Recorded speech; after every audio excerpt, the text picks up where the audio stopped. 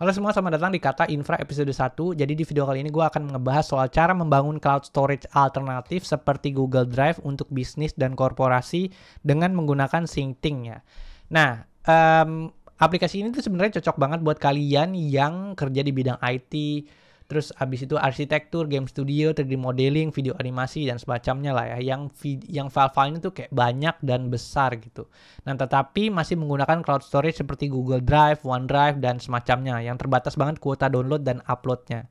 Nah, jadi dengan menggunakan Synctink ini, kita bisa taruh Synctink ini di server kita, dan kemudian kapasitas download dan uploadnya akan bergantung dari kecepatan internet yang ada di server kita itu tadi. Jadi kalau misalnya kita punya gigabit internet di server kita, ya udah, jadi download dan uploadnya ya gigabit gitu, dibandingkan dengan menggunakan service seperti Google Drive tadi gitu.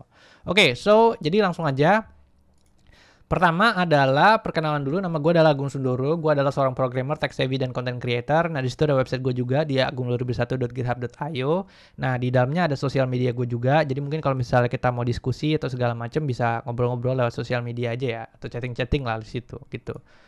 Oke, terus selanjutnya adalah seperti video-video gue sebelumnya, gue juga selalu shout out soal playlist yang gue buat, yaitu Kata. Kata itu adalah singkatan dari kemampuan akan teknologi dan bahasa. Yaitu playlist yang gue buat, intinya adalah ngebahas soal masalah programming, desain, arsitektur, dan segala macamnya. Ya intinya ini adalah platform gue untuk berbagi pengalaman, sharing-sharing juga soal ya pengetahuan gue, terus kita bisa juga sama-sama belajar lewat sini lah gitu. So jadi yang belum subscribe dulu ya guys, biar gue tambah semangat bikin videonya gitu. Oke, so terus lanjut lagi soal materinya aja ya, kita lanjut. Kita akan mulai dari kenapa sih perusahaan itu melakukan file sharing gitu. Jadi ada beberapa alasan ya kenapa korporasi dan companies itu engage atau melakukan file sharing gitu. Entah itu dari satu karyawan ke karyawan lain, ke partner atau ke klien gitu. Nah, diantaranya adalah yang pertama itu kolaborasi. File sharing facilitates collaborations amongst team members, department, and external partners. It allows employees to access and work on the same documents, presentations, and data simultaneously regardless of their physical locations. Jadi kalau misalnya ada contohnya perusahaan arsitektur gitu yang punya karyawan atau punya base perusahaan, yang satu ada di Yogyakarta misalnya, satu lagi ada di Jakarta. Nah, untuk bisa melakukan file sharing itu mereka biasanya menggunakan file sharing solutions. Contohnya misalnya kayak Google Drive gitu atau OneDrive segala macam gitu. Cuman kalau perusahaan arsitektur, nah mungkin kendalanya adalah tadi yang gue bilang di awal, lambat gitu ngupload dan downloadnya. Makanya gue bikin video ini untuk kasih tahu ada loh teknologi lain yang bisa dipakai untuk bisa mempercepat download dan upload pada saat melakukan file sharing antar divisi ya, partner dan segala macamnya gitu. Yang kedua adalah kenapa file sharing adalah kenapa perusahaan melakukan file sharing, yaitu data backup and recovery. Jadi file sharing itu tidak dilakukan hanya lewat klien, partner atau kolega aja, antar kolega. Tapi kan pasti melakukan file sharing itu ada intermediary-nya. Jadi pasti akan ada selalu server yang ada di tengahnya gitu. Nah, biasanya perusahaan-perusahaan itu melakukan file sharing di cloud service atau di share server gitu. Itu biasanya tujuannya juga untuk bisa ngebuat intermediary system supaya kalau misalnya datanya di koleganya, di partnernya, atau di kliennya tuh hilang, mereka masih punya data backup dan bisa lebih mudah untuk melakukan recovery gitu, karena datanya tuh disimpan di cloud atau di server mereka gitu. Jadi lebih mudah lah kalau misalnya ada atau misalnya ada datanya yang hilang, atau misalnya ada hardware-nya rusak, misalnya komputernya lagi mati lampu jebret terus nyalain nggak bisa lagi gitu kan, terus ya udah agak repot gitu kan. Jadi data backup sama recovery itu jadi lebih mudah gitu kalau kita pakai file sharing solutions atau file sharing system gitu. Nah, yang ketiga, file sharing system juga biasanya punya atau built-in satu fitur yang namanya version control. Nah, jadi version control ini misal kalau di Google Drive ya, itu tuh dia punya, kalau kita klik kanan filenya, nanti dia akan ada, tapi harus pencet more dulu, nanti akan ada manage version. Nah, itu kita bisa ngupload versi terbaru gitu dari file tersebut. Jadi misalnya contoh gini, kita ngerjain suatu project apapun itu ya, bikin website kah, atau misalnya IT konsultan bikin sistem kah, atau arsitek misalnya gambar gitu, terus udah jadi nih upload ke Google Drive misalnya. Nah nanti terus ada revisi. Biasanya kan mereka tuh melakukan yang namanya manual version control, manual versioning. Jadi biasanya tanggalnya tanggal 12 bulan 12 2021 misalnya gitu kan. Nah, terus kalau misalnya melakukan revisi, ya tanggal berapa? Misalnya tanggal 15 12 2021 gitu kan. Nah, biasanya melakukan manual versioning. Nah, tapi sebenarnya kalau di version sharing system itu, file sharing system itu tuh udah ada gitu di Google Drive tuh. Lu tinggal kayak klik kanan, terus habis itu manage versions. Nah, nanti di situ lu bisa upload lagi versi terbarunya. Jadi kalau misalnya kita pengen back in time atau kembali ke masa lalu, misalnya kalian minta lagi, kayaknya yang versi ini yang sebelumnya di tanggal atau 3 bulan yang lalu tuh kayak gue ada beberapa desain yang gue suka deh, tolong dong dibikinin gitu misalnya. Nah, kita bisa melakukan itu gitu. Jadi ya kita bisa back in time untuk ngambil revisinya, terus kita bisa perbaikin projectnya untuk bersesuaian sama kebutuhannya klien gitu. Jadi kalau file sharing system tuh biasanya mereka udah ada built-in version control gitu. Yang keempat, security. Corporate file sharing solution often include robust security features ya. Biasa lah ya. Jadi intinya adalah perusahaan itu melakukan file sharing supaya juga file-filenya itu mereka bisa aman dari hacker dan segala macam gitu. Jadi kalau misalnya cuman disimpan misalnya di komputer kita doang gitu, terus nggak ada sistem backupnya segala macam gitu. Kalau hack hilang terus ya repot gitu kan segala macam lah. Jadi security itu penting juga kalau buat perusahaan. Scalability. As the companies grow, their data sharing needs also increase. Scalable file sharing solution can accommodate this growth without significant infrastructure changes. Jadi misalnya kalau kita pakai misalnya file sharing solutions-nya misalnya pakai Google Drive gitu. Nah, kalau kita mau scale up gitu, misalnya kita mau menyimpan datanya dari 10 terabyte ke 50 atau ke 100 terabyte, ya gampang aja tinggal upload aja terus bayar gitu kan. Nah, terus bisa juga kalau misalnya kita pengen pakai yang apa namanya kayak misalnya Syncting gitu yang diinstal di server kita, itu bisa juga gitu kan. Kita tinggal upgrade aja hard disknya, kita beli hard disk lagi terus ya juga bisa juga gitu. Jadi in terms of scalability itu biasanya kenapa perusahaan alasannya kenapa mereka melakukan file sharing yaitu ya mereka pengen bisa menyimpan scaling lah, data-datanya kan pasti scale tuh. Jadi mereka pengen punya sistem yang bisa scale gitu. Makanya kenapa mereka melakukan file sharing. Terus yang keenam ada juga client and partner collaboration. Ini hampir mirip-mirip sama yang kolaborasi nomor 1 gitu. Jadi intinya adalah kolaborasi itu nggak cuma antara kolega aja sama bos segala macam, tapi juga mungkin client and partner collaboration. Misalnya contohnya kalau arsitektur gitu. Nah mereka punya ada jalan tol yang pengen bikin 1 kilometer. Nah mereka sanggupnya cuma bikin 500 misalnya 500 meter misalnya kan. Terus abis itu ya terus sisanya misalnya dibangun sama partner gitu, partner lain.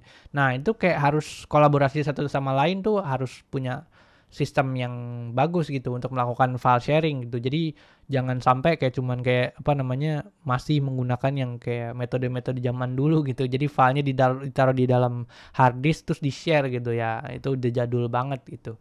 Apalagi terus juga mungkin pakai Google Drive gitu. Terus ya jadi udah gitu lambat banget lah kalau pakai Google Drive gitu.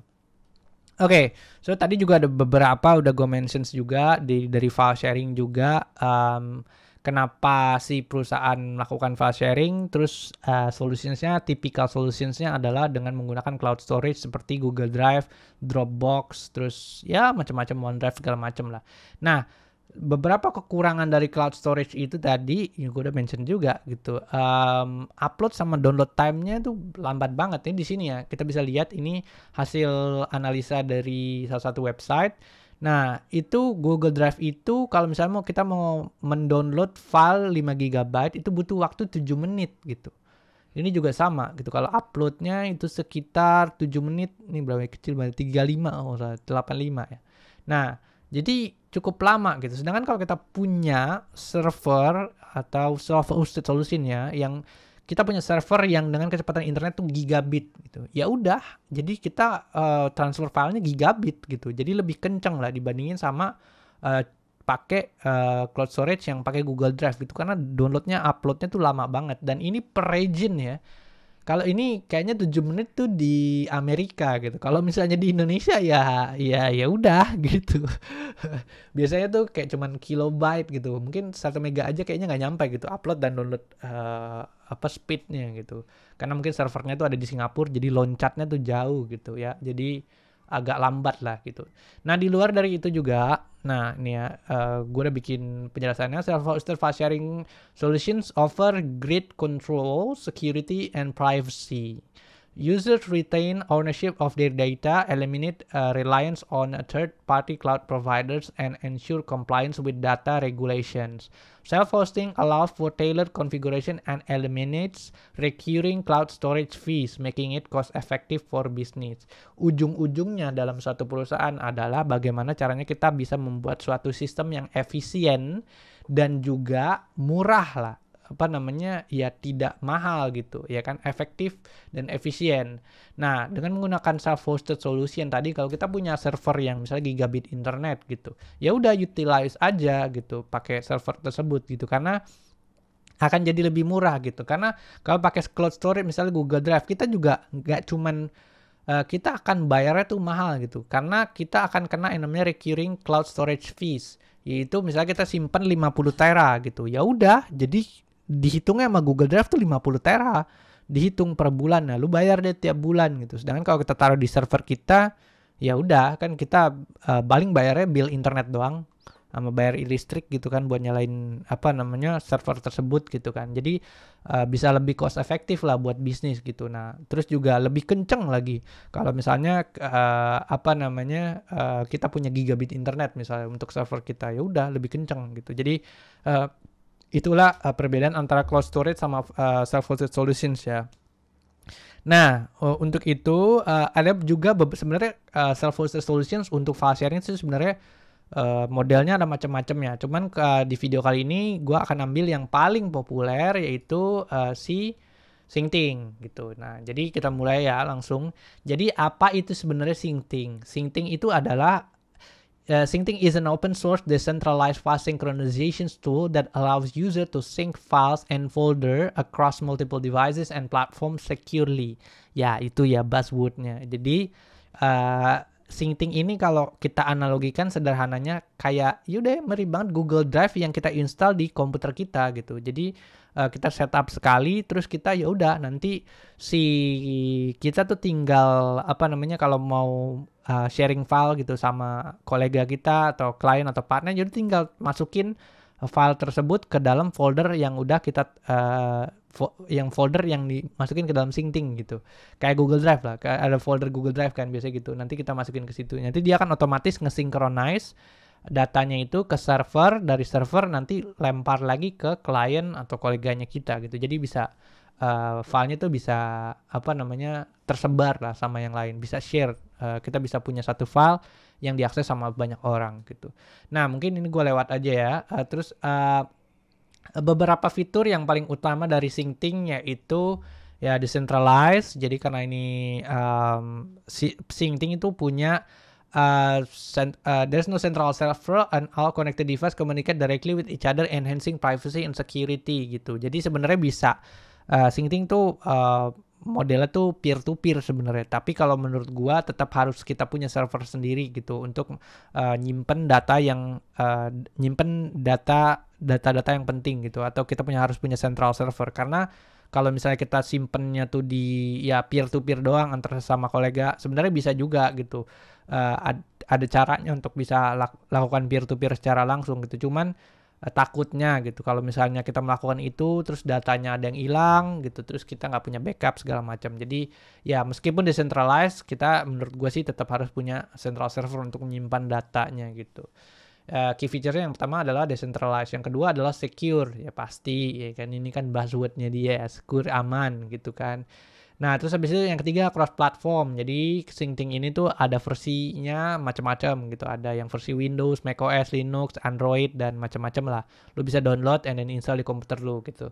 Nah, terus abis itu di komputer dan server lo. Yang keempat ada continuous synchronization. Change made to files are synchronized in a real time or at a scheduled interval, ensuring data is always up to date. Nah, ini juga salah satu fitur yang menurut gua keren banget di Syncting ya. Jadi, kalau Google Drive tuh biasanya tuh synchronization-nya tuh agak lama intervalnya gitu. Dia nungguin dulu. Terus abis itu udah gitu nge-sync-nya tuh lama banget deh kalau pakai Google Drive gitu. Nah, kalau misalnya pakai Syncting ini gua ngerasain sendiri sih. Jadi di kantor gua tuh juga pakai Syncting juga. Jadi dia cepet banget gitu. Jadi kalau misalnya gua baru ganti, misalnya kalau gua kan programmer ya, kayak gua baru ngasih, misalnya di program gua kayak baru ngasih space gitu. Terus udah dia otomatis nge-sync sendiri dan ngupload ke server gitu. Jadi cepet banget lah gitu. Jadi ini salah satu fitur yang keren di Syncting, itu continuous synchronization. Yang kelima ada selective sync. User can choose which folders or file to synchronize, allowing for granular control over what data is shared across devices. Nah, jadi selective sync itu maksudnya gini, ini ada contohnya ya. Nah, anggapannya misalnya kita dalam satu perusahaan yang besar gitu, kan pasti punya folder-folder untuk project-project klien ya, misalnya kayak klien A, klien B, klien C gitu. Nah, kita bisa menselect folder mana aja yang diberikan ke siapa gitu dengan menggunakan Syncting ini. Dan setupnya juga menurut gue tuh gampang banget lah. Lu bisa pakai ini dengan klien-klien lu, cuma tinggal install aplikasinya, jebret, kalau udah punya ininya terus connect ke server, terus ya udah mereka punya semua datanya di situ. Jadi enak banget lah gitu. Kalau misalnya dengan menggunakan fitur selective sync ini gitu. Yang keenam adalah Syncting itu open source. Jadi Syncting itu aplikasinya free and open source ya. Jadi gratis semuanya. Jadi lu nggak perlu bayar apa-apa. Yang lu perlu bayar cuma server doang. Itu bayar internet server sama bayar listrik server. Tapi Synctingnya sendiri itu gratis. Jadi ya kalau lu mau pakai Syncting nggak ada alasan lah. Sebenarnya lu tinggal pakai aja gitu dan masukin Syncting ke dalam workflow si perusahaan lo gitu. Oke, so mungkin kita segitu aja ya soal materi soal Syncting. Sekarang kita langsung masuk aja ke demonya. Oke, jadi di demo kali ini gue akan bagi jadi dua ya. Yang pertama adalah untuk si receiver, yang kedua adalah untuk si sistem administrator. Nah, kenapa gue bagi dua? Karena tampilannya antara kedua orang ini atau kedua roles ini adalah sama persis gitu. Jadi supaya supaya kita juga nggak bingung gitu yang mana gitu kan. Oh, ini tampilannya untuk si receiver, apa ini tampilannya untuk si sistem administrator gitu kan. Nanti malah jadi bingung gitu. Makanya gue bagi seksinya jadi dua, yaitu untuk receiver dan sistem administrator. Nah, kalau receiver ini adalah orang-orang yang nanti misalnya karyawan dalam suatu perusahaan, klien-klien atau partner dalam suatu perusahaan gitu, yang tugasnya adalah hanya menyambungkan aja, konekin Syncting ini ke server yang udah ada gitu.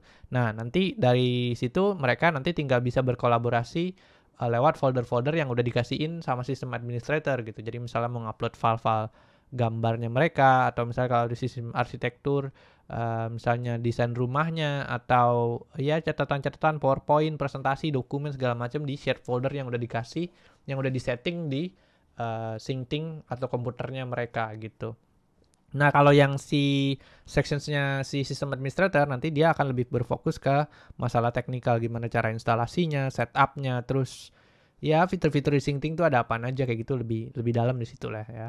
Oke, so langsung aja kita masuk ke seksi yang pertama, yaitu di si receiver ya. Oke, jadi buat para receiver, jadi kan kita pengen pakai aplikasi yang namanya Syncting nih, ya kan. Jadi yang pertama kali kita harus lakukan ya pertama kali install dulu dong aplikasinya ke komputer kita gitu kan.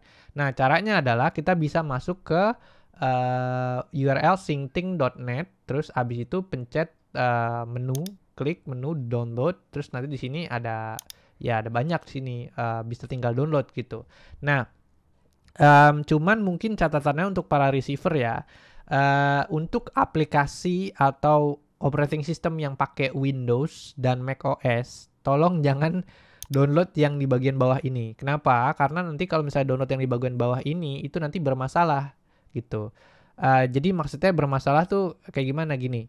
Jadi Syncting ini kan aplikasi yang tugasnya adalah mensinkronisasikan file ke server gitu kan. Nah, kalau misalnya kita download yang di bagian bawah, ini dia aplikasinya tuh tidak secara otomatis akan menyala saat kita menyalakan komputer kita, atau berjalan saat kita menyalakan komputer kita. Nah, ya nggak tahu kenapa mereka tetap munculinnya ada di sini ya.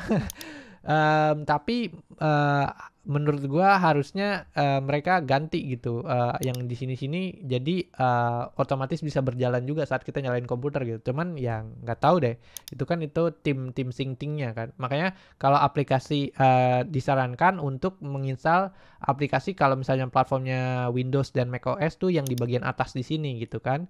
Nah, kenapa kayak gitu? Karena dia akan otomatis berjalan saat komputer pertama kali dinyalakan gitu. Jadi kita nggak perlu kalau yang di bagian bawah nih, jadi kita harus komputer nyala, kita harus buka dulu aplikasi syncing-nya, kan males banget ya.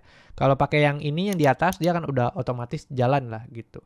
Nah, ketika sudah install di antara dua ini ya, kalau kita pakai Windows pakai SyncTracer, kalau yang macOS Syncing for macOS, nanti dia akan muncul menu di icon tray kita. Kalau di macOS tuh di kanan atasnya ada lambang gini ya, Syncing version berapa dan bla bla bla bla gitu kan. Kalau yang di Windows nanti akan ada menunya juga di kanan bawah, biasanya kan kalau di Windows menunya.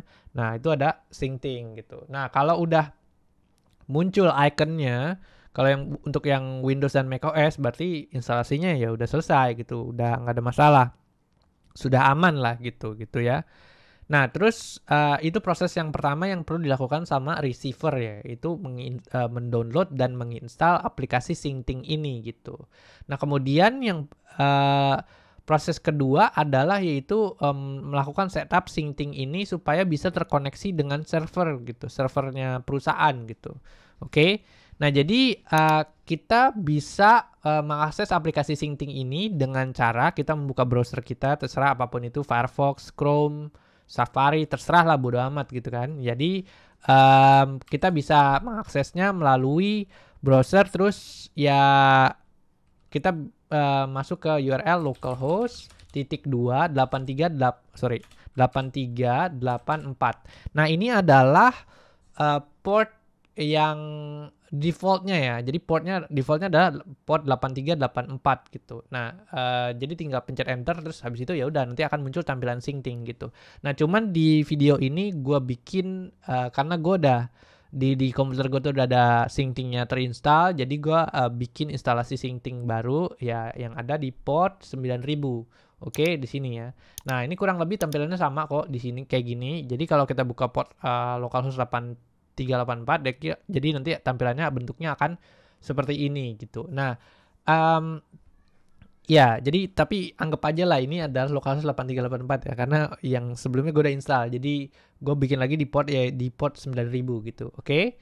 Nah, jadi tampilannya kurang lebih beginilah ya. Kalau udah bisa buka kayak gini, berarti again good job. Berarti proses kedua adalah pada saat kita ingin melakukan setup, semuanya sudah ready, sudah bisa melakukan setup gitu, instalasi dan sudah siap untuk melakukan setup gitu. Nah, terus habis itu mungkin kalau dari sisi UI kurang lebih ya kayak website pada umumnya ya, ada menunya, ada section-sectionnya di sini, segala macamnya gitu. Oke, gini, gua akan menganalogikan ini sederhana mungkin ya, supaya para receiver ini tuh ngerti gitu apa sih yang dimaksud sama Syncing gitu. Oke, jadi kita anggap aja Syncing ini tuh ibaratnya handphone kita. Oke. Nah, jadi di Syncing itu ada yang namanya remote devices. Nah, remote devices ini adalah list of device yang terhubung dengan handphone kita.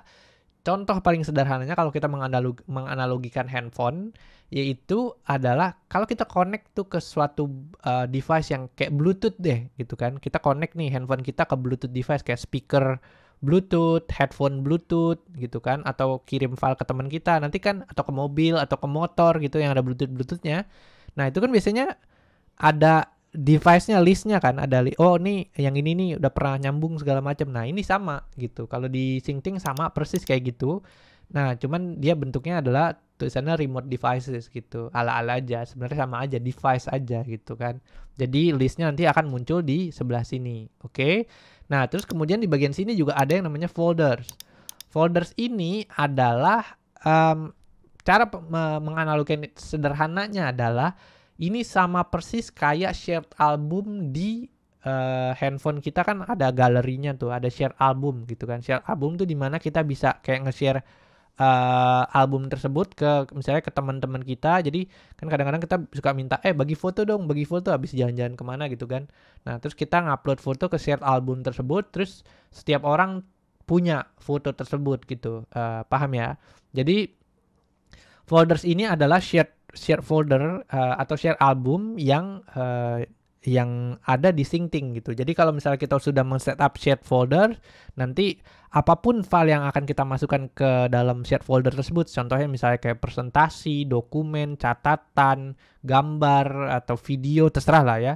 Nah nanti dia akan otomatis tersedia juga gitu di setiap device yang punya shared folder ini gitu. Jadi ibaratnya share album kalau terhubung ke handphone yang lain semua udah punya aksesnya, ya udah satu foto diupload semuanya punya gitu, satu file diupload semuanya punya, kayak gitu sih. Jadi di Syncting cara menganalogikan sederhananya adalah seperti itu ya gitu. Nah terus lalu bagaimana caranya untuk nge-pairing? Ya intinya nge-pairing kan, nge-pairing device ini device komputer kita tuh ke server gitu. Anyway ini belum ada ya Siemens server sebelumnya ini. Kalau kita pertama kali baru install, jadi ini gue setup duluan aja biar cepet gitu. Setupnya nggak perlu masukin kode lagi. Jadi buat contoh aja gitu. Jadi kalau awal tapi ini nggak ada gitu. Anggap aja ini nggak ada dulu ya, gitu. Oke, so jadi langsung aja. Pertama, untuk bisa mengkoneksikan komputer kita, step kedua ya, men-setup komputer kita untuk bisa menggunakan Syncting ini. Itu men-setup komputer kita untuk bisa berkoneksi ke server. Yang perlu kita lakukan adalah klik Add Remote Device. Oke, klik ini. Nah, nanti akan muncul pop-up seperti ini gitu. Oke. Nah, nanti di saat kita menambahkan atau mau nge-pairing nih ya ceritanya, mau nge-pairing komputer kita ke server, itu kita perlu mengisi 3 field atau 3 konfigurasi. Yang pertama adalah device ID, yang kedua device name, yang ketiga adalah addresses. Ini ya nanti diisi. Nah 3 input field ini nanti harus biasanya sih dikasih sama sistem administrator di suatu perusahaan ya. Ini device ID-nya ini, device name ini, terus sama address-nya tuh di sini gitu. Nanti dikasih gitu. Nah, oke. Supaya lebih gampang juga buat receiver nerimanya, ini gua kasih analogi lagi ya. Oke. Jadi kalau misalnya kita mau mengkoneksikan handphone kita ke suatu device gitu, atau kita pengen misalnya nih ada handphone Android pengen ngirim file ke iPhone, kan mesti connect dulu kan, pairing dulu. Nah, terus biasanya tuh ada device ID-nya. Device ID-nya tuh biasanya gini, iPhone strip 13, strip SLM, bla, ya gitulah ya, nama ID-nya random terus sama serial number-nya. Nah, ini namanya device ID. Nah, cuman kalau di Syncting mungkin ada 52 sampai 56 karakter ya, yang panjang gitu.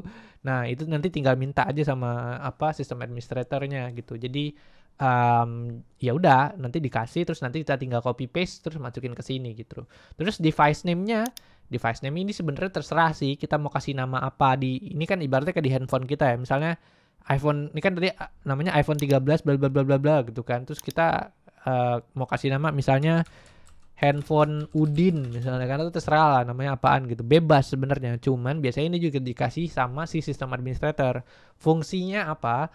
Fungsinya adalah supaya kita si sistem administrator tidak lebih mudah gitu untuk bisa melakukan maintenance yang ada di komputernya si receiver ini. Kalau misalnya setiap orang namanya beda-beda, HP Udin, HP Bayu atau siapa lah gitu kan. Jadi agak bingung. Nah, biasanya ini dikasih sama sistem administrator. Nah, untuk case ini mungkin kita kasih siapa ya? Misalnya Ubisoft gitu, Ubisoft server, atau terserah lah namanya apa gitu kan. Nah, terus yang ketiga, proses ketiga adalah kita harus juga mengisi bagian addresses di sini gitu ya. Ini dynamic again, nanti dikasih sama sistem administrator. Nanti tinggal ngisi 3 itu aja gitu. Oke, jadi udah ngerti ya. Tadi pertama device ID, device name, terus sama di situ di sini juga addresses. Nah, addresses ini analogi sederhananya adalah jadi gini, misalnya kita mau kirim file gitu kan dari satu handphone ke handphone lain. Misalnya kalau teman kita ada di sebelah, gampang, ya kan? ya kan, kirim filenya mudah, sebelah doang. Nah tapi kalau misalnya teman kita lagi ada di kantor, terus kita lagi ada di rumah, nah ngirim filenya kayak gimana?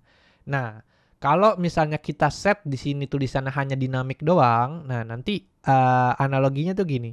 Misalnya satu handphone pengen ngirim handphone ke handphone lain gitu, temennya tadi ya, case-nya adalah temen kalian ada di kantor, terus kalian lagi ada di rumah gitu kan. Nah terus ya pertama adalah dari handphone tersebut nanti filenya tuh masuk ke service provider dulu gitu. Misalnya kita pakai Indosat gitu kan, ya kan, nanti upload dulu nih filenya ke Indosat, servernya Indosat. Nanti dari servernya Indosat teman kita misalnya pakai Telkomsel, dari Indosat pindah dulu ke Telkomsel, dari Telkomsel nanti filenya baru masuk ke handphonenya teman kalian gitu. Atau misalnya di sini case-nya adalah server gitu. Kalau tulisnya dinamik, makanya kita butuh memasukkan di sini ada yang namanya TCP.2 bla bla bla bla bla bla bla gitu kan. Nanti dikasih sama si system administrator supaya kita bisa ngirim file secara langsung gitu kan. Karena kita udah tahu dong, si handphonenya si Anu lagi ada di kantor nih, ya udah langsung aja kirim ke kantor gitu kan, filenya nggak usah cari-cari dulu kemana gitu kan, nggak usah loncat-loncat dulu ke ISP segala macam, nggak ke Indosat, Telkomsel, nggak usah kelamaan gitu. Nah tujuannya adalah kita ngeset kayak gini supaya ya mensinkronkan datanya tuh bisa jadi lebih cepat gitu kalau kita ngisi di sini gitu dibandingin sama kita nggak ngeset sama sekali atau set dinamik gitu ya. Jadi gitu, itu analoginya untuk yang bagian addresses. Oke, jadi itu 3 yang harus diisi ya. Pertama ini ID, name, sama satu lagi addresses. Kalau udah dan udah dikasih sama sistem administrator, udah sih pencet pencet save gitu. Oke, terus nanti jadi tampilannya akan bentuknya kayak gini. Tadi kan gue kasih namanya nih sebagai contoh ya, tadi Siemens server gitu kan. Terus kalau udah tersambung berarti nanti ya udah, nanti akan dia tulisannya connected unused. Selalu kayak gini kalau pertama kali baru tersambung, udah pairing tuh nanti akan bentuknya jadi kayak gini. Nah terus untuk receiver tugas selanjutnya adalah 2 tugas tadi, setupnya sudah beres. Terus tugas ketiganya adalah men-setup folder path untuk shared foldernya nanti. Oke. Nah tugasnya si receiver saat ini adalah menunggu konfirmasi dari si sistem administrator. Jadi tungguin folder mana nih dari sistem administrator yang pengen di-share sama si receiver ini. Oke. Nih gua langsung aja ya share foldernya. Pertama di sini, terus gua share aja langsung save. Oke. Nah, nanti dia pertama kali akan muncul konfirmasi kayak gini. Nah, ini adalah konfirmasi bahwa si server perusahaan mau nge-share suatu folder ke kita. Again analogi lagi, ini ada sama aja kayak share album, konfirmasi. Jadi kalau misalnya kita kirim file nih dari satu handphone ke handphone lain kan, nanti biasanya tuh ada konfirmasinya kan gitu kan. Jadi nih si HPA pengen kirim file ini, setuju nggak lo gitu kan. Biasanya kan ada gitu kan, nanti accept, ignore kayak gitu-gitu kan. Nah cuman bedanya dibandingin sama ngirim cuman file doang, nah ini ngirimnya adalah konfirmasi share folder, share album, dimana kalau lu ngupload file di situ nanti atau masukin file ke situ, nanti dia akan otomatis nyambung ke server kayak gitu sih. Jadi tampilannya kurang lebih adalah kayak gini ya, kayak gitu. Nah dari sini ya udah tinggal pencet add aja, add. Nah terus dari sini nanti akan muncul tampilan seperti ini, oke? Nah kemudian di bagian sini yang perlu dilakukan sama receiver adalah menentukan di mana folder path-nya akan ditaruh gitu, atau filenya mau ditaruh di mana di komputernya dia gitu kan. Nah kalau di Windows misal contohnya, dia kan biasanya ada drive C, users, terus ya terserah lah kayak gitu-gitu kan, banyak ya. Nah kayak gitulah. Nah terus kalau untuk case-nya Windows gitu. Nah kalau misalnya untuk case-nya kan ada juga yang orang tuh punya drive Google di Windows tuh ada yang drive-nya nggak cuma C ya, ada yang D, ada yang E segala macam gitu. Terserah sih sebenarnya folder path ini menempatkan foldernya ini terserah mau di mana aja, cuman harus bener naruhnya gitu. Sorry. Nah kalau misalnya contohnya misalnya kalau kita mau taruh foldernya di drive D gitu, nah kalau bisa taruhnya berdasarkan sesuai nama perusahaannya. Misalnya di drive D nama perusahaannya adalah Siemens, tulisnya Siemens, terus nanti di sini foldernya kan yang di-share adalah folder Siemens. Ya udah, Siemens gitu. Oke. Nah, kayak gini gitu. Kenapa dibuat kayak gini? Ya tujuannya adalah supaya kita nggak ngasal naruh folder-foldernya gitu. Karena folder ini adalah share folder perusahaan gitu. Kalau misalnya kita naruhnya ngasal, takutnya ada file yang masuk nanti, terus ya udah nanti ngacak-ngacak file perusahaan gitu. Makanya kalau bisa taruhnya tuh di suatu tempat spesifik dan yang nggak boleh keganggu di situ gitu kan. Nah, kayak gitu sih. Nah, jadi kayak gitu untuk drive D Siemens. Nah, terus kalau misalnya projectnya ada yang lain lagi, misalnya kayak projectnya Microsoft gitu kan, kayak gini gitu.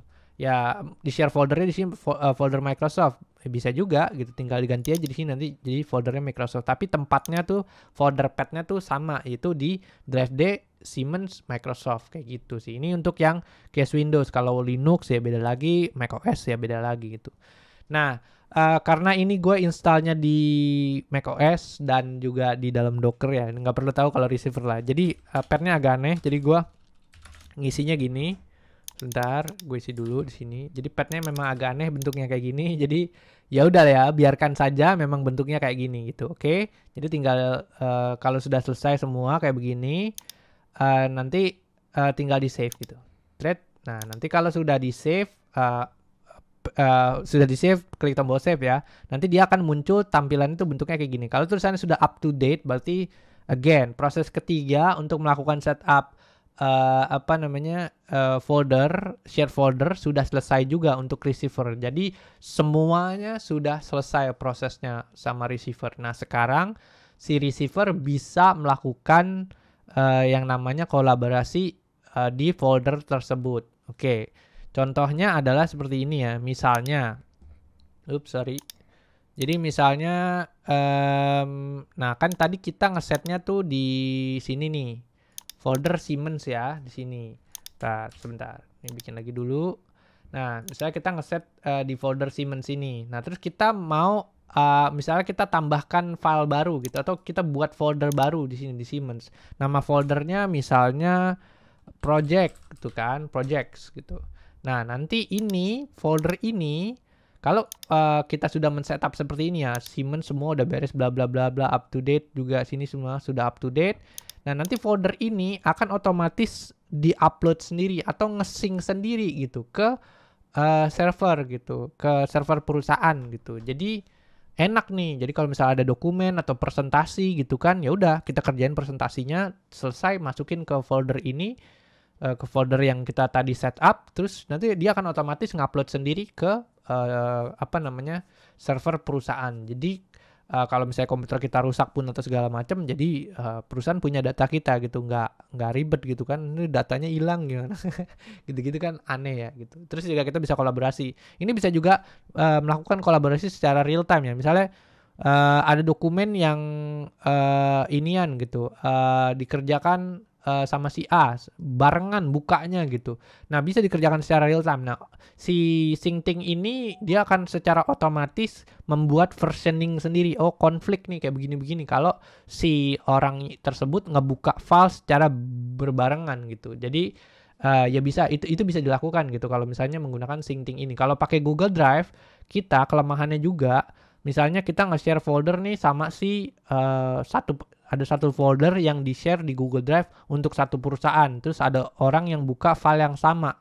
Ya udah, wallahu a'lam gitu kan. Kalau si file ngerubah satu huruf jadi huruf lain gitu. Nah, yang mana nih yang duluan gitu yang di-upload gitu. Jadi malah jadi terkonflik, terus nanti ada data yang hilang di file tersebut gitu. Kalau pakai Syncting nanti dia akan otomatis nge-versioning gitu. Nah, itu bagusnya juga di Syncting. Oke, kayak gitu. Jadi nggak perlu takut kalau buat receiver. Intinya kalau misalnya ngebuka file, buka aja terserah lah di Syncting gitu kan. Mau ngedit aja terserah, biarin aja gitu. Nanti Syncting itu sudah cukup pintar yang menentukan mana yang file yang konflik antar satu sama lain, mana yang tidak gitu. Jadi aman lah. Gitu ya. Nah, ini contoh kalau misalnya dari receiver ke server. Nah, sekarang coba kita lakukan dari server ke receiver. Misalnya si bos gitu nambahin file gitu kan. Sebentar, filenya coba kita tambahin file di sini. Kita si bos ini misalnya nambahin file ke folder yang ada di server gitu. Misalnya folder file interview gitu kan.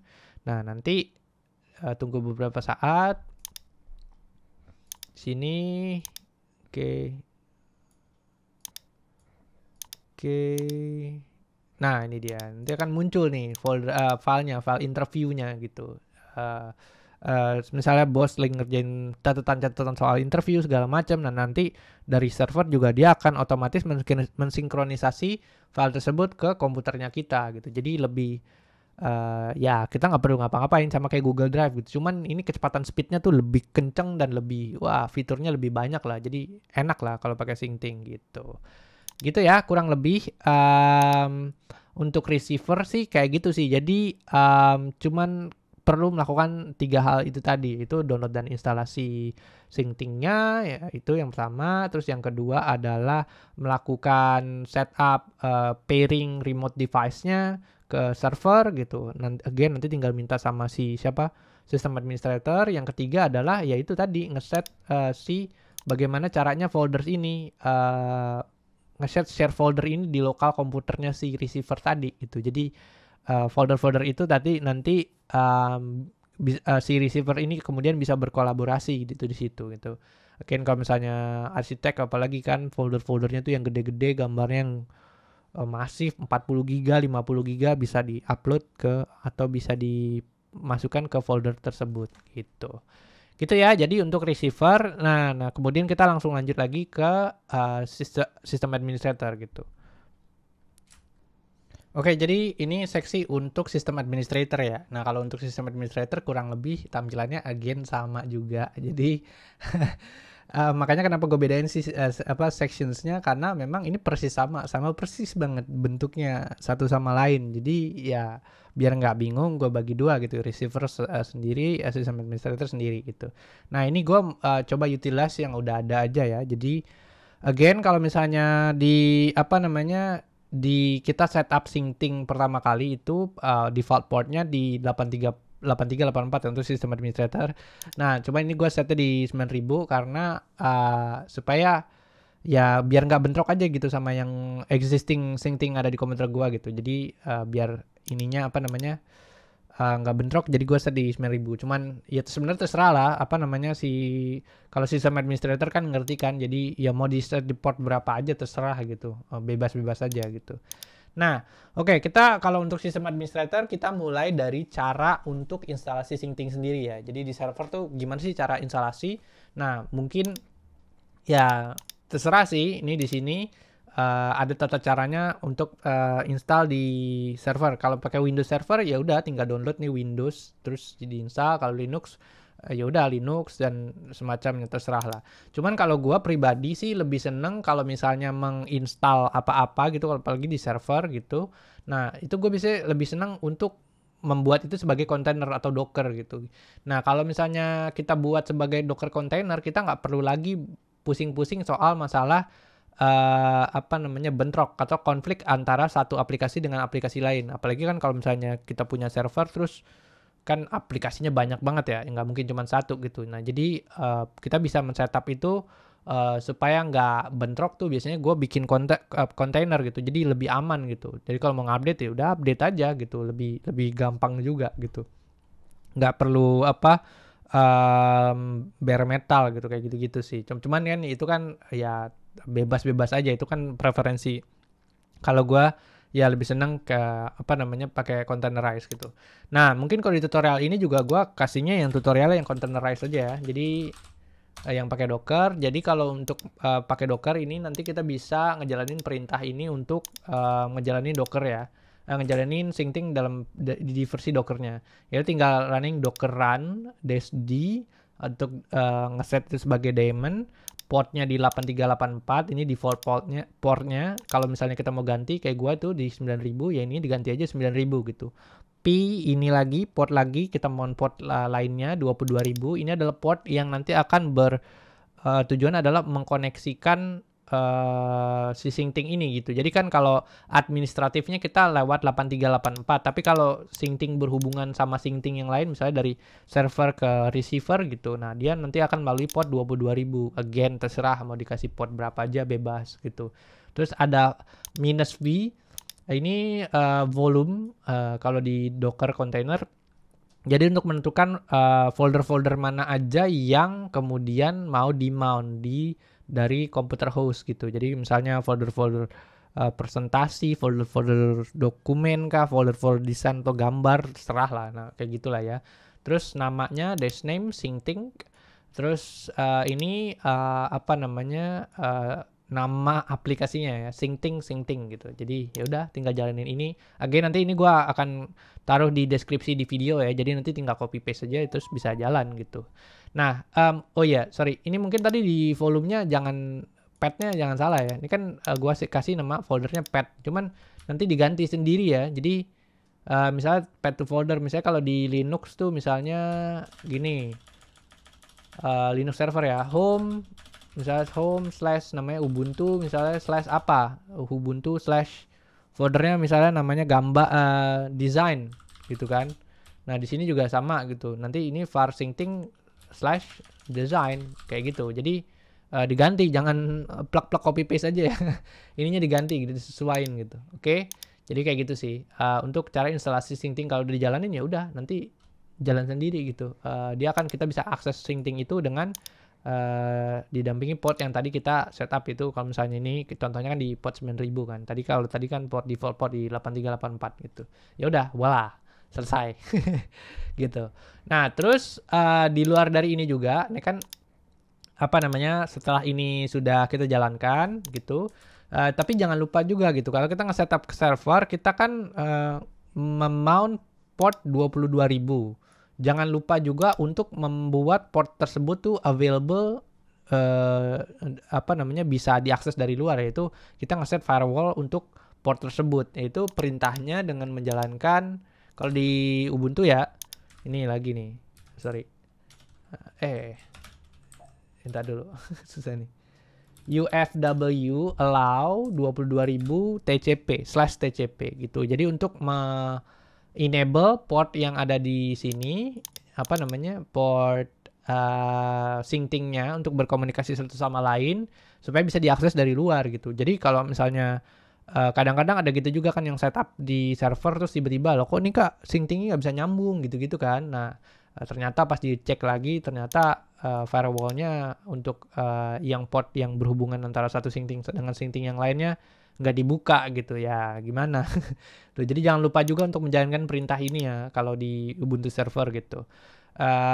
Kalau di Windows ya coba cari lagi ya sendiri. Gua nggak pakai, to be honest, gua nggak pakai Windows server sih, jadi pakai Ubuntu server gitu. Jadi kayak gitu sih. Kalau untuk Windows coba cari sendiri lah konfigurasinya untuk enable firewall tuh di Windows kayak gimana gitu. Sip gitu ya. Jadi cara instalasi dan cara setup untuk port-port di syncting gitu. Kalau buat sistem administrator, kalau udah ya udah tampilan akan kayak begini lagi sama persis. Ya udah tinggal kita buat. Nah, tadi sebenarnya di video sebelumnya di receiver gua tuh udah bikin penjelasan agak mendalam soal bagaimana apa itu remote devices dan apa itu folders ya. Mungkin kalau pengen tahu lebih dalam soal kayak apa analogi yang gue buat itu, nanti mungkin bisa nonton sections yang sebelumnya ya. Jadi gue analogikan bahwa remote device ini adalah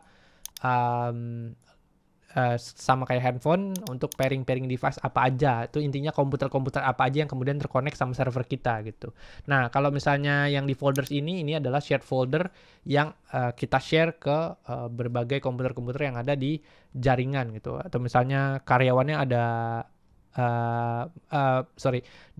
kita pengen nge-share folder-folder misalnya kayak folder design, folder apalagi folder presentasi, folder dokumen, macam-macam, itu nanti list foldernya ada di sini gitu. Anyway kayak gitulah ya. Kalau mau tahu yang sederhananya nonton yang seksi sebelumnya. Kalau ya intinya tapi kayak gitulah ya. Ini pairing device, device yang pair, ini kalau ada karyawan ada 200, berarti di sini device-nya ada 200 yang terhubung gitu. Kalau misalnya di sini, kalau sini foldernya folder apa aja yang di-share ke karyawan tersebut gitu. Atau partner atau klien lah gitu. Ya gitulah. Nah terus abis itu mungkin kalau misalnya buat sistem administrator, cara untuk menyambungkannya adalah ya gini ya. Jadi sistem administrator itu untuk nge-share apa namanya konfigurasi server itu ke para apa namanya receiver, mereka tinggal buka di bagian sini ada actions, show ID, oke? Nah di sini ada show ID, di sini ada ID servernya, oke? Jadi ID server ini adalah again gue udah jelasin di seksi sebelumnya soal ini adalah mirip-mirip kayak ini loh, apa namanya, kalau misalnya kayak ada iPhone gitu kan ada serial numbernya kayak gini-gini kan. Nah ini dia sama persis kayak gitu tuh. Jadi ini serial numbernya yang ada di Syncting ini, dia ngebuat serial number sendiri. Dia sebenarnya bisa pakai kode ini, bisa juga di scan barcode ini sih. Cuman ya elah udah pakai kayak gini aja biar cepet gitu. Gue males banget screenshot sih kalau gue sih gitu. Jadi yang ini nanti di-share ke siapa namanya karyawan-karyawan yang ada di perusahaan tersebut atau juga receiver-receivernya yang mau dikasih itu siapa aja aksesnya gitu.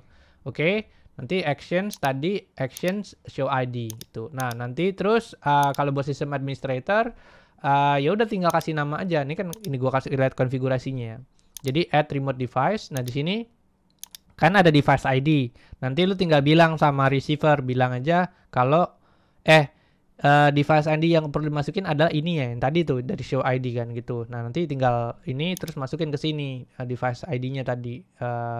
Oke, ini gua masukin device ini show ID, copy, terus nanti suruh mereka masukin ini device ID. Nah terus abis itu kalau udah ya udah dari sini nanti device name-nya kasih tahu juga gitu. Terserah lu sih sebenarnya.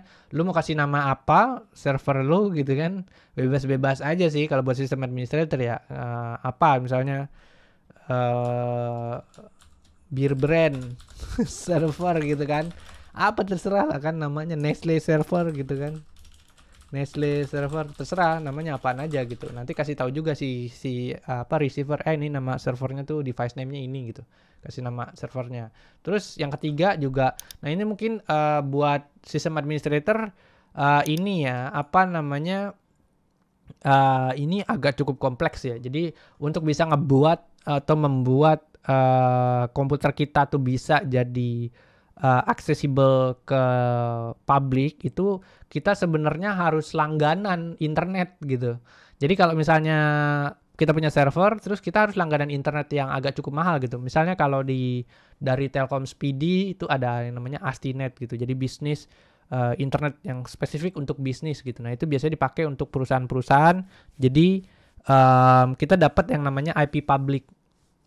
Nah, nanti IP publicnya itu tinggal ya udah nanti kita tinggal isi di sini kan instead of dynamic ntar ya add remote device advanced. Nah instead of dynamic kayak gini instead of dynamic kayak gini itu nanti kita isiin TCP.2 kan tadi kita udah nge-share portnya tuh yang di 22.000 gitu kan // terus IP public kita. Nah ini bisa kita minta sama si ISP sih, Internet Service Provider, misalnya 107.86.82 ya terserah lah gitu-gitu ya. Nah terus abis itu .2 portnya berapa? 22.000 gitu. Nah again ini konfigurasinya tergantung dari yang tadi. Kalau misalnya pakai Docker container tuh misalnya kita set default portnya di 22.000 ya 22.000. Tapi kalau misalnya kita default portnya berbeda ya berarti beda juga gitu. Tergantung port yang kita set tuh berapa gitu. Jadi kalau misalnya default ya 22.000 gitu. Kayak gitu sih. Jadi ini yang nanti kalau buat sistem administrator itu yang nanti bakalan di-share sama si receiver gitu. Jadi kasihin device ID yang tadi di show ID, kasihin device name-nya, terus di sini juga ini minta nih sama ISP minta IP publicnya sama kasih portnya, udah selesai gitu. Terus kalau udah ya udah tiga kredensial itu kasih ke receiver, nanti receiver bisa nyambung ke si server, kemudian bisa nyambung ke server gitu. Nah, kayak gitu ya. Lalu kemudian bagaimana caranya untuk bisa membuat atau nge-share folder dari server ke si apa namanya, ke receiver ya, atau ya dari server, dari syncing server ke receiver. Nah, kurang lebih sih sebenarnya cuma tinggal pencet aja di sini ada tombol folder, add folder, ya udah di sini. Terus kasih nama foldernya apa? Foldernya misalnya Google gitu, atau apa ya? Tadi beer brand misalnya kan. Folder ID-nya biarin aja random. Terus habis itu folder path-nya kita tentuin folder path-nya di mana gitu, di Linux. Misalnya kan kalau di Linux biasanya tuh kayak /var/ /home/ubuntu/ misalnya apa, beer strip brand gitu kan. Kayak gitu kan kalau di Linux kan. Ya tentuin nih folder path-nya di mana yang kita mau share gitu. Nah, berhubung ini gua adanya di apa, Docker container, biasanya gua kan udah tadi gua kasih tahu ya di sini. Nih ini kan ini ngesetnya di home/ubuntu/design berarti kan. Nah, tapi di sini udah ada /var syncing-nya. Jadi gue tinggal kalau misalnya gue pakai Docker, gue cuma tinggal pakai gini doang, lambang kayak gini, /. Tadi kan udah ya di sini ya. Misalnya home ubuntu design misalnya. Nah, terus di sini gue tinggal /, terus gue masukin design. Udah selesai. Terus gue pencet save, nanti folder ini akan bisa gue sebar gitu ke receiver yang lain gitu. Oke. Nah, tapi biasanya gue nggak sesederhana itu ya sih. Jadi biasanya ada konfigurasi tambahan yang gue lakukan untuk bisa ngebuat folder ini tuh jadi lebih aman gitu pada saat gue nge-share. Yang pertama yang gue lakukan adalah gue pergi ke sharing dulu. Nah, ini kalau ini share ya, klik share. Jadi kita mau nge-share kemana gitu ya. Gue bisa melakukan ini lewat sini gitu. Oke, gue kasih contoh yang konkretnya aja ya. Ini yang Siemens yang di section sebelumnya, yang ini gue bikin share. Nah, ini sharing. Nah, ini bentuknya kayak gini. Nah, biasanya gue tuh kalau misalnya gue share folder ke partner atau klien, itu biasanya gue masukin di sini password ya, untuk untrusted device. Karena kadang-kadang tuh gini ya. Jadi klien ini kan, mohon maaf ya, agak-agak bodoh gitu kan. Jadi dia kadang-kadang tuh suka komputernya tiba-tiba kehack lah atau apalah gitu-gitu lah. Jadi aneh memang klien ini kan. Jadi gue biasanya tuh masukin password di sini supaya kalau misalnya komputer kehack, jangan sampai folder yang kita share ke dia kehack juga gitu. Nah, makanya gue kalau misalnya untuk klien, gue biasanya gue sharing, gue masukin password ke ke folder yang gue share ke klien tersebut gitu. Jadi ini additional konfigurasi yang gue lakukan saat gue melakukan sharing. Itu yang pertama. Yang kedua, gue juga selalu melakukan yang namanya file versioning. Jadi saat gue nge-share, saat gue di slide gue udah jelasin secara panjang kali lebar kali tinggi. Jadi gue selalu melakukan yang namanya file versioning untuk setiap folder yang gue share ke klien dan ke receiver. Nah, file versioning ini tugasnya adalah untuk memastikan bahwa file-file yang udah gue share itu tidak akan ya gimana ya, nggak akan ke replace, nggak akan tiba-tiba secara tidak sengaja kehapus dan segala macamnya gitu. Nah, makanya gue selalu ngeset file versioning di syncing ini gitu. Nah, tipe-tipenya untuk file versioning sendiri di dalam shared folder untuk syncing itu ada banyak ya. Ada yang trash can, simple, staggered, sama external file versioning. Oke, kita buka satu-satu ya. Di sini ada help-nya, tinggal klik. Nah, nanti dia akan otomatis masuk ke dokumentasinya untuk yang file versioning. Oke, yang pertama adalah trash can file versioning. Oke, ini ada file versioning ada banyak ya. Yang pertama adalah trash can file versioning, itu bentuknya tuh sama kayak ya trash can. Jadi misalnya kayak di Windows kalau kita ngapus file kan otomatis masuknya ke tempat sampah kan, tong sampah atau recycle bin gitu kan. Gitu kan. Jadi sama persis gitu. Jadi kalau kita ngapus file, dia akan otomatis masuk ke trash can itu gitu, ke replace gitu, ya kan? Itu yang trash can file versioning, ke replace atau ini terus dia otomatis masih nanti masuk ke trash can file versioning. Lalu ada juga yang namanya simple file versioning. Nah, simple file versioning ini adalah tugasnya untuk membuat si file ini kalau dia itu ke replace atau kehapus file tersebut, nanti dia akan disimpan di dalam suatu folder yang nama foldernya itu .stversions, oke? Nah, ini kita coba konfigurasi untuk yang simple file versioning ya. Nah, jadi kita bisa ngeset nih, files are moved to datestamp version in bla bla bla directory when replaced or deleted by syncing. Jadi kalau misalnya kita ngeganti suatu file gitu, filenya kita update, misalnya kayak yang di slide juga udah gue jelasin, misalnya ada folder arsitek tuh bisa melakukan gitu, arsitek designer gitu. Nah, manual versioning, jadi dia kayak punya apa namanya melakukan suatu desain, terus abis itu desainnya dimasukin ke dalam satu foldernya judulnya adalah tanggal 12 bulan 12 2021 kayak gitu kan. Terus setelah revisi dilakukan terus dia bikin folder baru lagi di tanggal 15 12 2021. Itu namanya manual versioning ya. Jadi menurut gua kalau zaman sekarang kayak gitu agak konyol sih. Ya, kita sudah punya file-file yang model sistem kayak gini gitu. Jadi bisa dipakai aja gitu. Nah, kalau untuk yang simple file versioning sendiri, nah kalau di syncing itu modelnya adalah dia kalau ke replace sama ke delete, nanti dia akan masuk ke folder stversions, oke? Nah, kita bisa ngeset di dalam sini ada beberapa konfigurasinya juga kayak clean out after, jadi akan dihapus setelah berapa hari gitu.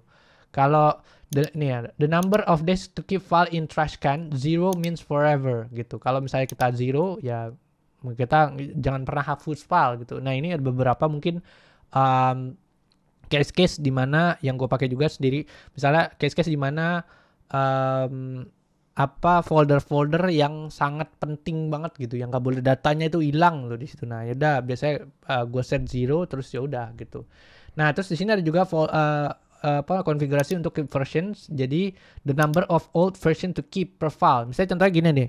Kalau tadi kan ada 12 12 2021 misalnya, ada 15 12 2021. Itu kan sudah ada dua versi kan, versi tanggal 12, versi tanggal 15. Nah, kita juga bisa melakukan versioning ini dengan cara yang seperti itu gitu. Jadi kita bisa set misalnya 30 versi, 100 versi, terserah lah ya. Jadi ya kayak gitu. Jadi tinggal di iniin aja apa melakukan jumlah versioning yang kita pengen punya di dalam apa konfigurasi file versioning itu mau berapa banyak gitu. Kalau mau 100 juga nggak ada masalah, cuman ya problemnya adalah nanti kapasitas server kita akan jadi gede gitu. Itu sih. Nah, terus kalau version path ini defaultnya kan di SC versions kan, biarin aja. Terus clean up interval ini di 3600 ya. Jadi defaultnya, dan gue bisa juga ya biarin aja sejam ini kan, biarin aja gitu, nggak usah diapa-apain gitu, ini udah default number kok gitu. Jadi kalau simple file versioning tuh modelnya tuh kayak gini ya, jadi dia akan apa namanya tipikal file-file yang biasanya nih case-case-nya adalah case-case yang file-filenya tuh penting gitu, folder-foldernya penting gitu. Nah, ini biasanya bikin yang namanya simple file versioning kayak gitu sih. Nah, terus ada juga yang namanya staggered file versioning. Oke, nah staggered file versioning ini adalah sama persis sama simple file versioning, cuman bedanya adalah dia tuh akan otomatis dihapus gitu. Jadi maximum age-nya tuh ada. Jadi kalau filenya ke replace atau ke delete gitu, dia akan otomatis terhapus setelah berapa hari. Misalnya 365 hari kalau lu nggak apa-apain, dia akan dihapus segala macam gitu kan. Nah, terus habis itu ya udah gitu. Nah, bedanya kalau misalnya sama simple file versioning ini, dia itu kita bisa ngeset ininya nih. Clean out after gitu kan. Jadi kalau kita nggak mau, bodo amat, gue nggak mau hapus gitu, biarin aja gitu, bisa ya udah 0 gitu. Kalau staggered file ya dia sebenarnya bisa juga sih 0. Bentar, directory when or deleted syncing versions are automatically deleted if they are older than maximum age or exceed the number of file allowed in interval. Oh ya, oke. Simple versioning. Oke. Apa sih staggered coba ya? File are moved also to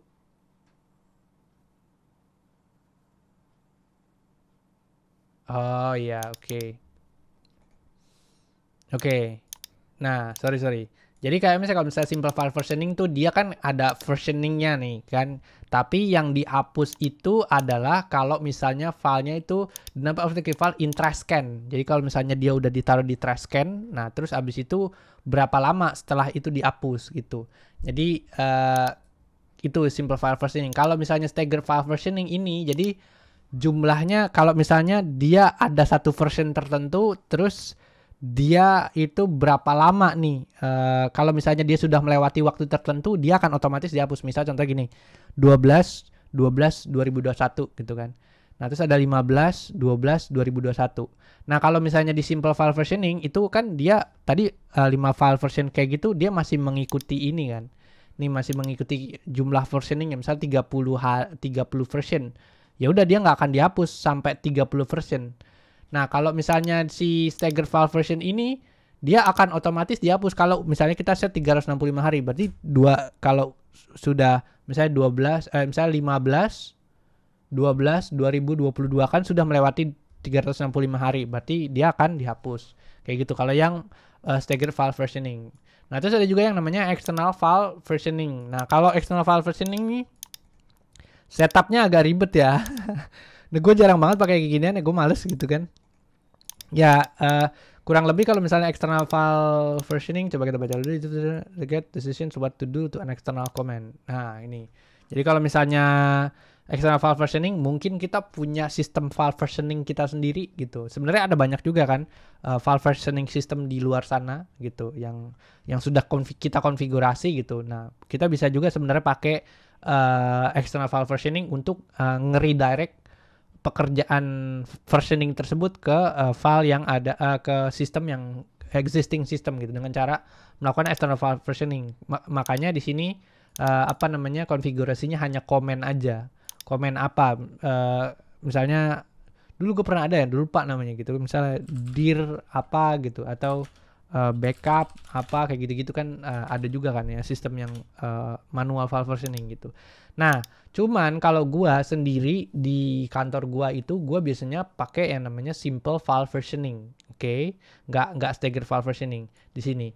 Memang kalau dari sisi kapasitas akan sedikit lebih banyak gitu ya. Jadi kalau misalnya di kantor gua biasanya bilang sama kita sepakat para tim-tim ini IT, kita sepakat udah pakai simple file versioning aja gitu. Karena klien, partner, sama juga receiver atau karyawan-karyawan atau kolega yang lain juga kadang-kadang itu kan agak-agak bodoh gitu kan.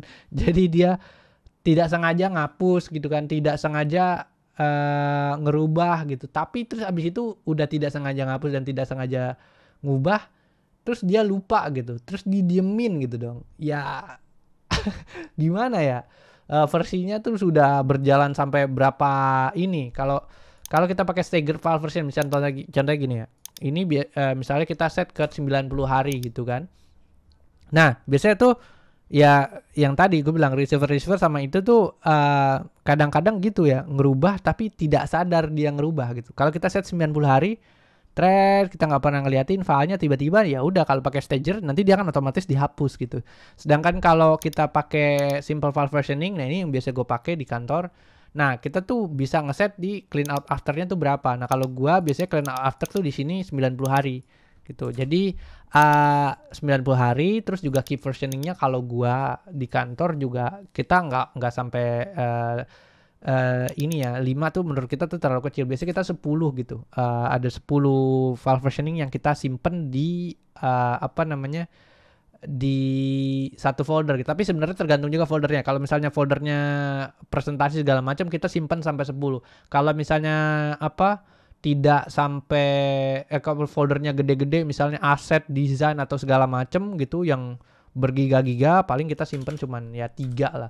Tiga revisi, setelah itu habis itu dimasukin ke trash can, terus ya udah. Again ini sebenarnya kalau jumlah versioning yang pengen kita simpan itu banyak bebas ya, tergantung dari perusahaannya kebutuhannya kayak apa gitu. Kalau gue sih ya biasanya gue 10 gitu. Jadi di sini 90 hari, terus di sini keep versioningnya adalah 10 gitu. Jadi gue ngesetnya kayak gitu.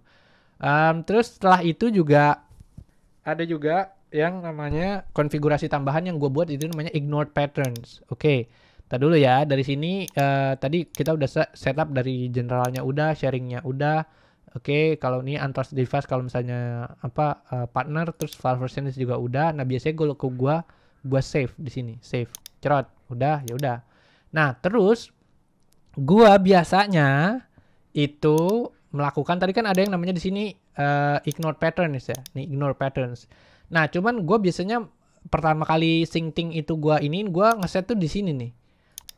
Action, ada advanced, terus di bagian sini ada default ignored patterns.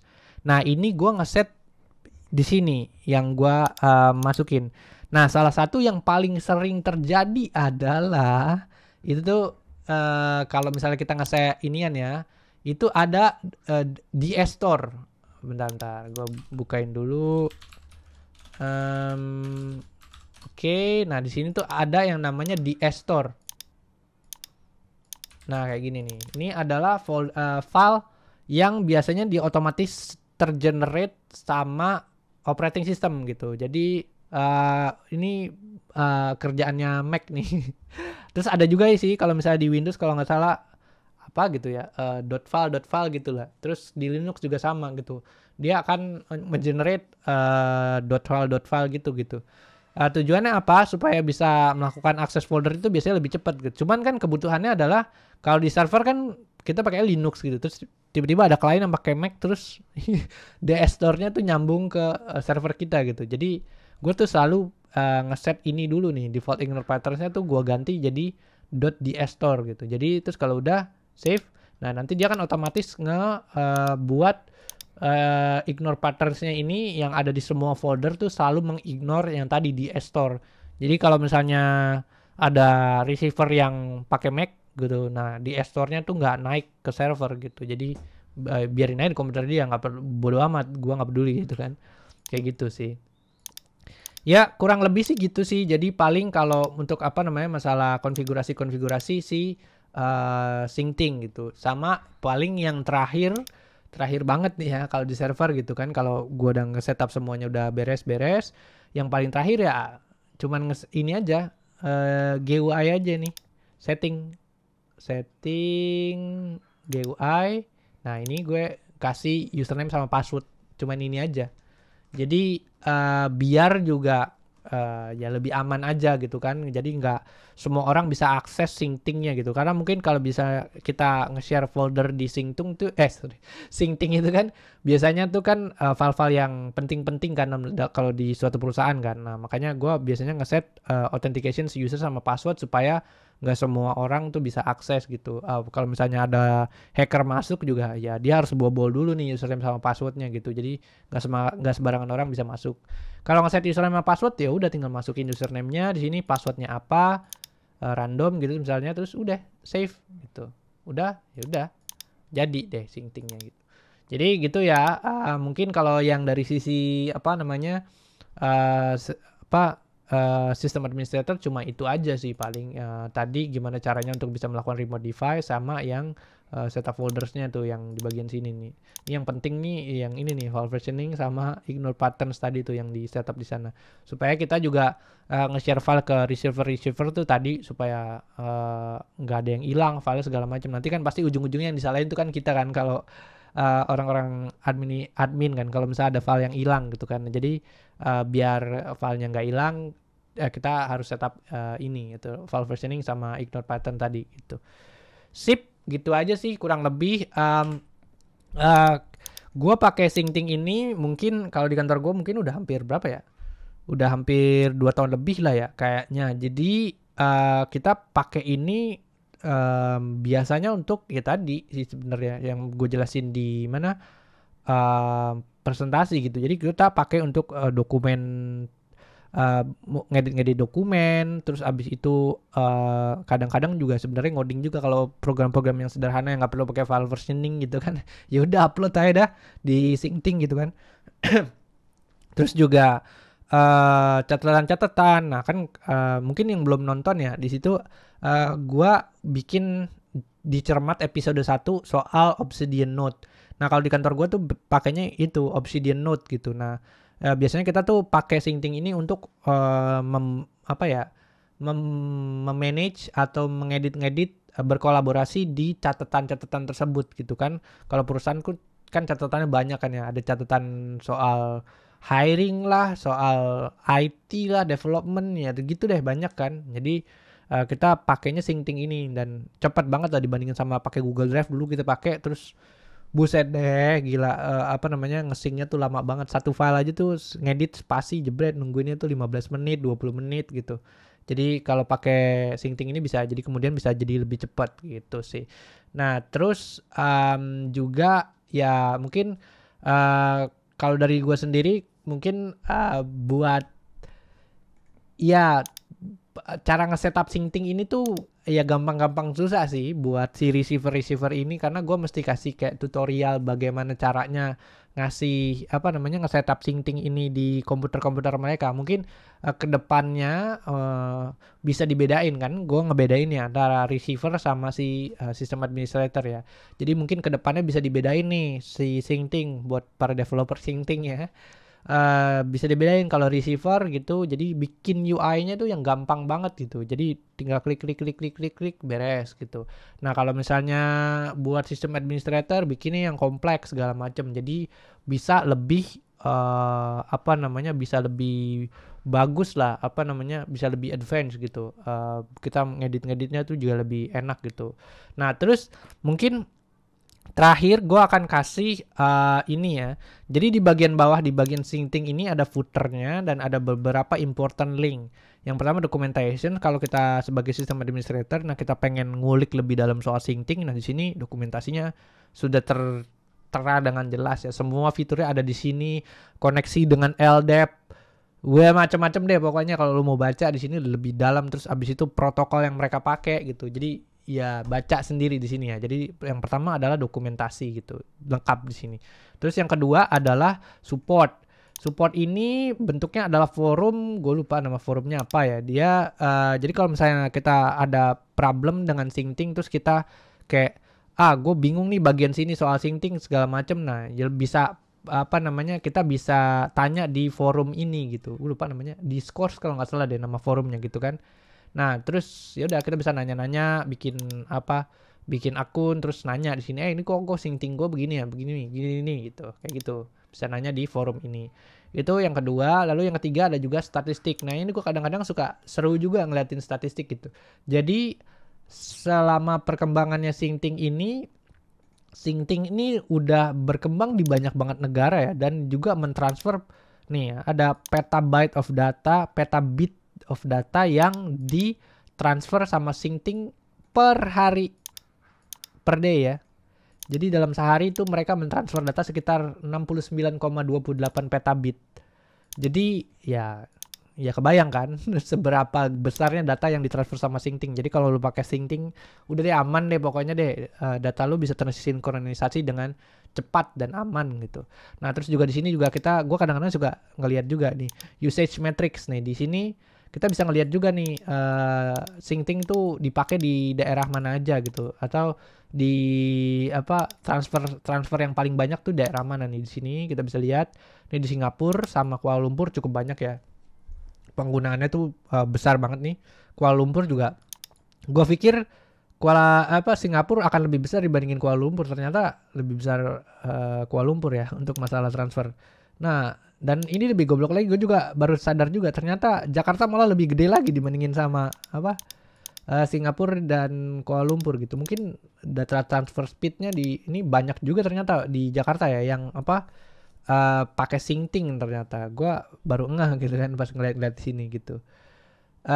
Terus ya kadang-kadang gue suka ngeliat ginian juga, ngeliat perkembangan Syncting tuh kayak apa tuh, kita bisa lihat di mapnya gitu.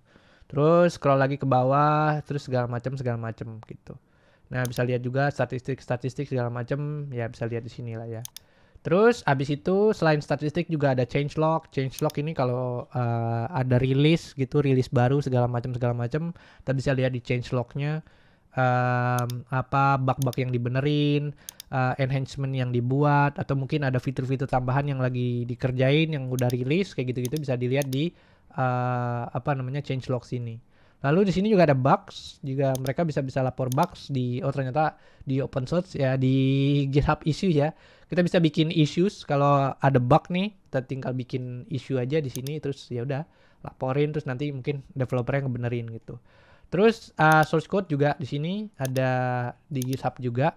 Nah, mungkin kalau buat developer ya yang memang jago gitu, terus pengen berkontribusi di Syncting ya nggak apa-apa. Di sini juga ini kan Syncting itu kan FOSS ya, free and open source software ya. Jadi bebas gitu. Kita mau pakai gratis dan segala macam. Terus juga kita source code-nya tuh bebas. Kita bisa lihat sampai detail titik koma ya gitu. Jadi kalau kita developer terus kita pengen bantu itu ngembangin Syncting gitu, pengen bikin suatu aplikasi yang kita berkontribusi di mana aplikasi itu bisa dipakai sama banyak orang, ya udah kontribusi aja di Syncting nih. Ini banyak nih gitu. Nah, kontributornya sekarang ada sekitar 297. Ya, kalau lo jago developer bisa baca gitu ya. Nah, language-nya kurang lebih dipakai Golang, HTML, JavaScript paling buat websitenya gitu, UI-nya gitu-gitu sih. Ya, kurang lebih gitu sih, geng. Ya, soal Syncting ya, kurang lebih bagaimana caranya sistem administrator untuk bisa nge-setup Syncting ini gitu. Anyway, ini adalah teknologi yang sebenarnya menurut gua agak cukup baru juga ya.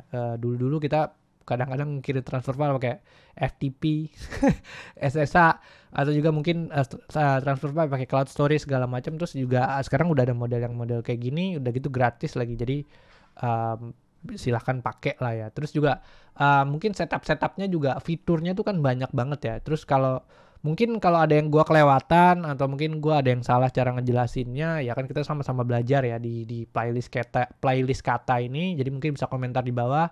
Nanti mungkin kita bisa koreksi bareng-bareng dan kita ya sama-sama belajar bareng-bareng di sini gitu. Oke, thank you semua yang udah nonton. Jangan lupa untuk subscribe, like, dan komen. Again, di situ ada website gue juga di agung2001.github.io. Di dalamnya ada sosial media gue juga. Mungkin kalau misalnya kita pengen ngobrol-ngobrol lebih dalam, bisa ngobrol ya lewat sosial media gue. Sip, gitu aja, geng. Mungkin kalau ada pertanyaan bisa komen di bawah ya. Thank you semua. Yuk, bye.